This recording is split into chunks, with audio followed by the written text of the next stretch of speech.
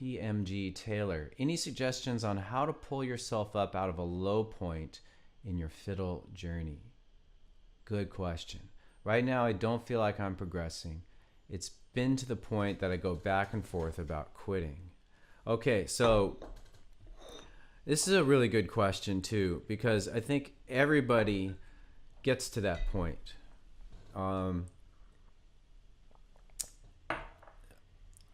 I myself haven't thought about quitting in quite a long time, but I did at some point, and I thought about it.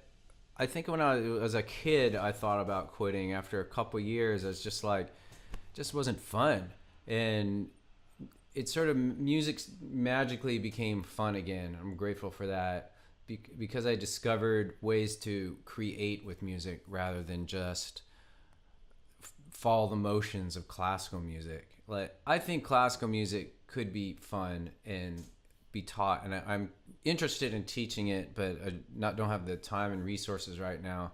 But I think almost any kind of music could be presented in a way, but certain music will resonate with you and make it fun.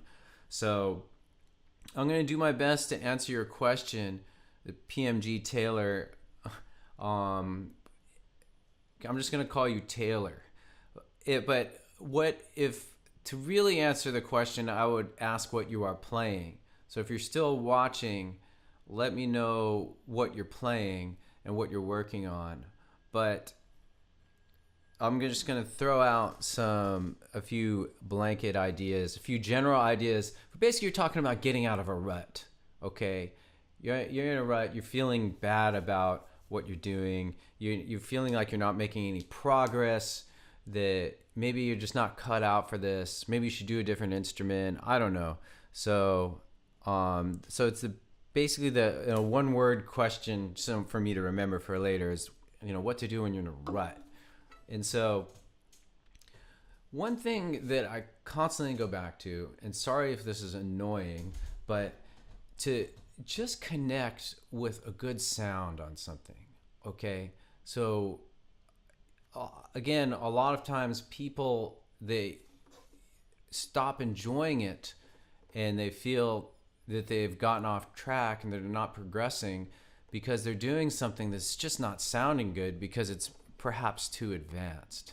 And so I'm just such a huge fan of making something sound good, which usually means returning to some hardcore fundamentals.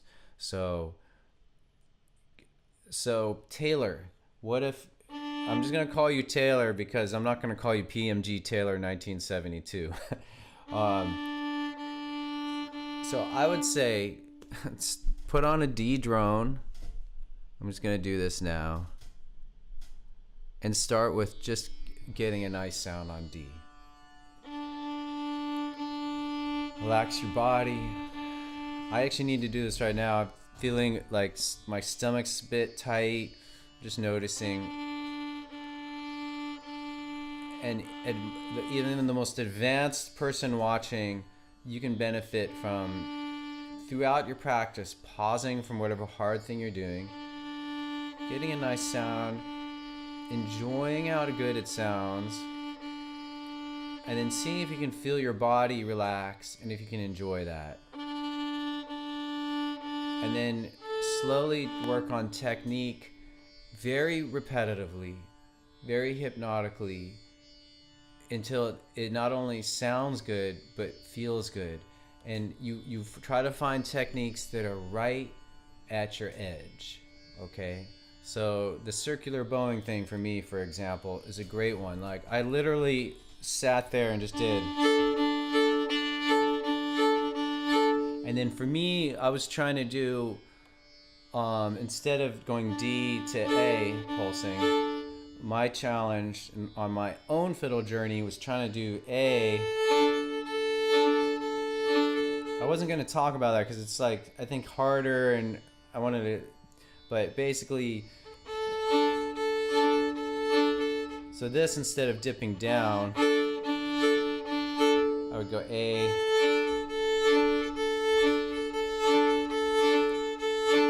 little dip up or bump up. So for me, that was hard, and it still is. And so, but I find it gratifying because it's right at kind of my edge, and I know what I can do. I can feel that my hands are close.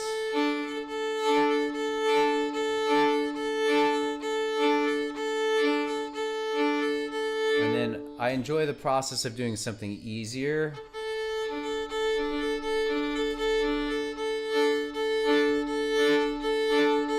And something harder. So Taylor, I suggest that you kind of try to identify where your edges are, like what you can do fairly well. Make sure you can do it well. Like take the easiest song, like Bylum Cabbage Down, beginner's tune. Most of you who've learned it probably just don't really play it that much, but can you go back to Bylum Cabbage Down and just make it sing? You know, instead of playing it as fast as you can with your fingers lagging behind, struggling to keep up, can you play it and make it like a song, like sing it?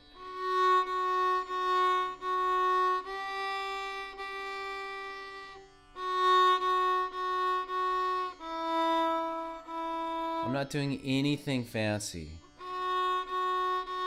but believe it or not, I am enjoying playing that simple thing. And I think if you all do the same thing, you will not only enjoy your practice more, you'll technically advance, because there's so much fundamental stuff that needs to be practiced over and over again. And your brain wants to resist. Your brain's like, this is boring. I want to do that new thing he taught me on vibrato. I don't want to do this. I'm not going anywhere. But the magic trick is to somehow play very simple things and just enjoy it.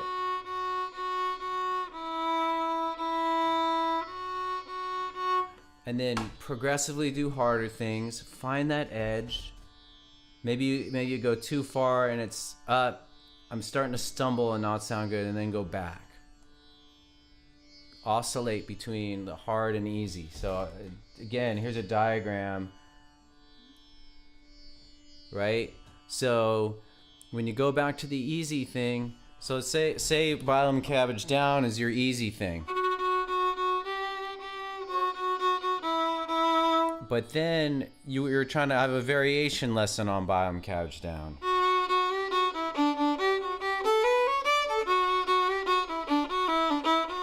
Say that's your challenge and you're finding that hard. Then you do that a little bit, and then you go back to your easy thing. Another easy thing to return to would be just a scale. Make it sound beautiful. It doesn't have to be fancy, it's just simple, and then back to the challenge. Another way to think about the challenge is maybe let's stick with the same example of the Bylum Cabbage Down variation. Maybe the challenge is playing the whole thing, and the easier thing is to just play one little bit.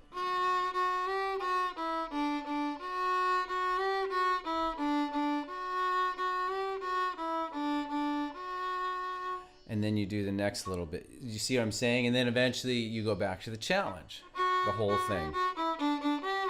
Or maybe you're trying to do a certain speed, like. So then your challenge would be doing it that speed, but the easy version would be just doing it slower. So that is my basic answer to you. Go to fiddlehead.com for a progressive, step-by-step course outline, color-coded tabs, play-along tracks, sheet music, and much more. Thanks for watching the video club. Excellent. And don't forget to subscribe. Thanks.